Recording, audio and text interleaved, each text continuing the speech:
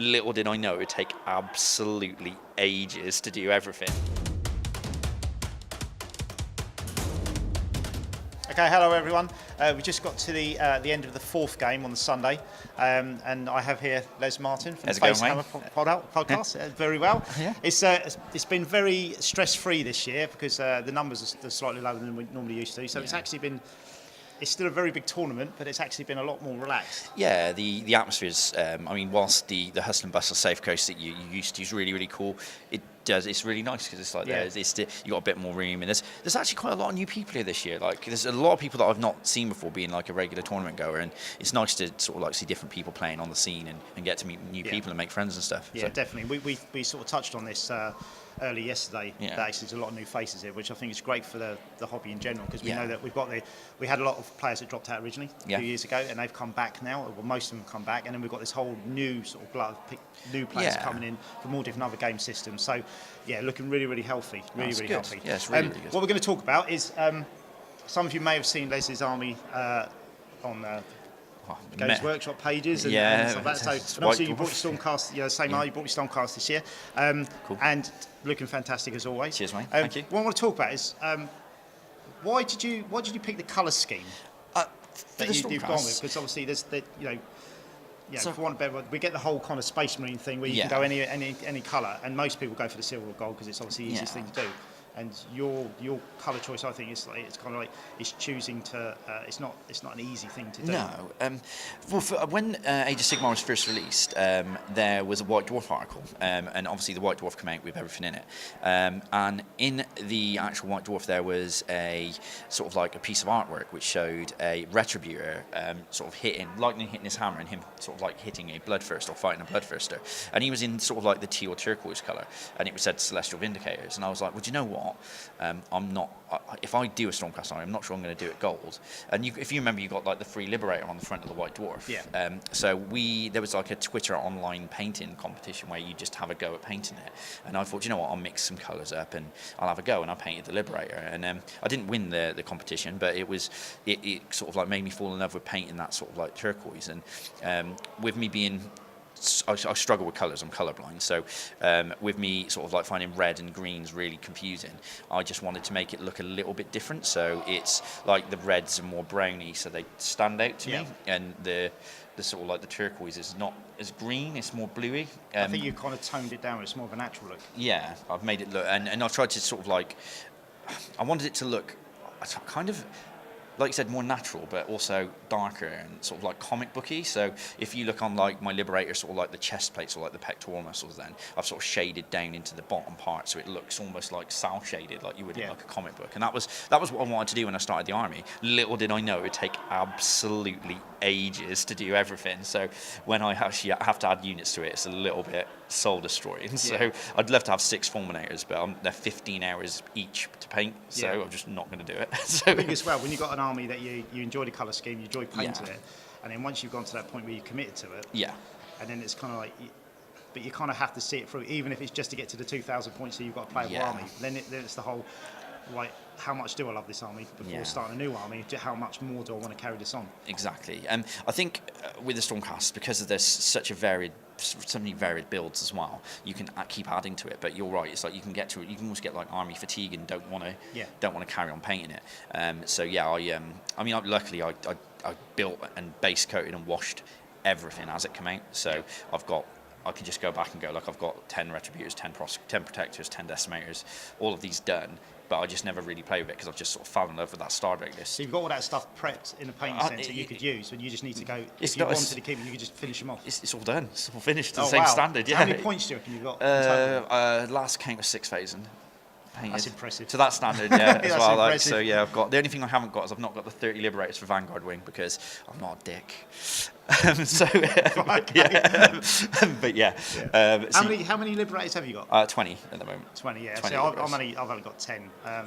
It's actually my favourite model. Yeah, I think the Liberators are great, especially the multi-part kit one where you can do different poses and stuff. Yeah, I've got 20 Liberators, 25 Judicators. 9 long strikes. 25 Judicators. Have you ever used 25? Yeah. Yeah, back in the wild west of AOS before we had the General's Handbook, because you could fit Skyborn Slayers and 5 units of Judicators and the Prime. Yeah. So that was back when I was smashing up people. Back in the good old days. Back when they were undercosted. But yeah, I've got like the only thing I haven't finished is like I've got like Palador's base coat and washed, just because whilst the models are amazing, I've just never really found a list with them in yet. I found game-wise that the actual Paladors are my favourite unit. Really? Because they're the unit that always are worth their points. Yeah. Because they just do stuff that the rest of the army, the speed of them, and actually, the 5 wounds each. I've actually found that if I'm running, say, 2 concussors compared to 3 Paladors, the 3 Paladors tend to be more survivable. Because they're not so like I think when you've got fulminators or concussors with the Dracov Guard, people focus on them so much because they know they're like they're the heavy hitters in the army. Whereas I think everyone's like, oh, Paladors are not that good. But yeah, I really like the idea of taking a Vanguard wing army and using the Aquilor and having like 9 long strikes and a load of Paladors and the Vanguard hunters, and just using his command ability to take 9 long strikes and deploy them on the corner of the table and shoot off heroes, and then move it back and do the same with the Paladors. I'd like a Knight of Zephyrus as well, which is the special character lady from the Blight War set, but I've just not.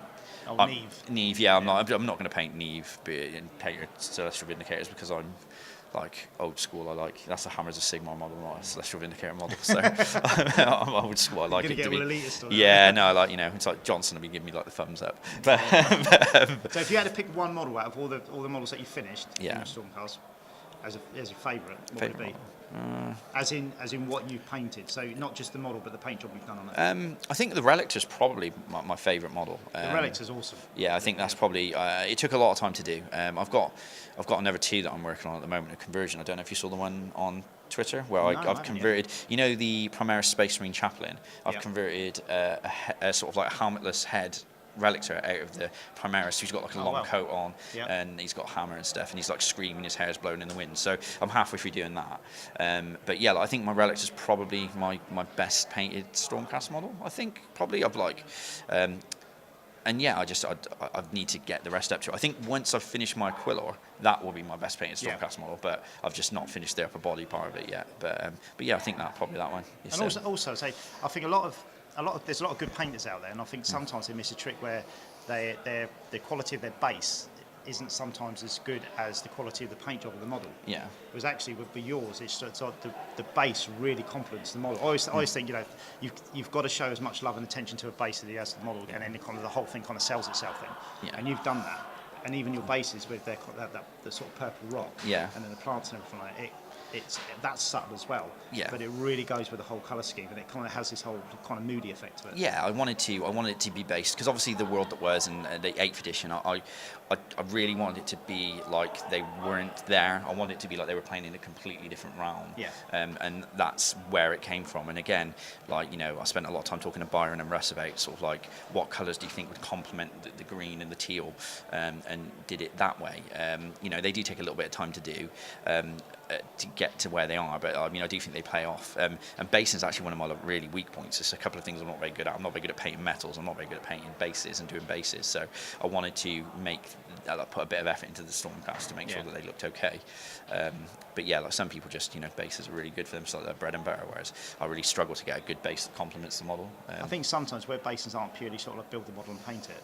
They're kind of like, you've got to be a bit creative. I don't think it's that people are bad at it. I think sometimes they feel that they're taking a risk when they're doing bases, so they kind of don't want to take that risk because they maybe feel they're going to, if they take a risk, they're going to ruin the overall effect of the model they painted. Yeah. And actually, when you just, I think a really good way of doing bases, if you just actually don't paint the models, just do bases and just experiment with different effects. What you're doing. And then suddenly you go, oh, that looks really cool, that works. And then you can add it then to colour schemes. I think what you've done with your Ignef bases is in particular exceptional, like with your Achillean Guard. Oh, thanks. I thought that was really good. I really wish I'd done something like that with mine. But yeah, I think that really complements the model, and it's got that underwater feel, and it's just really good. So. Yeah, it was, that was just playing around with it. It's just a load of cork and just messing around with stuff. And then obviously, it's great with the kits because obviously when you get the little fish and the corals and that, you can add them so it looks like the fish will swim between the corals. And the corals are really easy to do because they're just clump foliage, sprayed different colours. So. And then you just add them all together and it just looks like coral. So it's not, I think sometimes basing is complicated, but in actual fact it isn't really. It's you just got to play around with it and have a go. Yeah, exactly. But I mean, no, you've pulled it off really well, and I think it's something that was it faces, bases, and shields. That's what I keep getting told, and that's like your focal points for your models. And if you get those right, then it makes an army nice, to be honest. Yeah, definitely. So there you go, guys. Spoke to Les about his army, and hopefully you enjoyed that. And we'll be interviewing a couple of other guys soon. So we'll see you in a bit. Cheers, guys.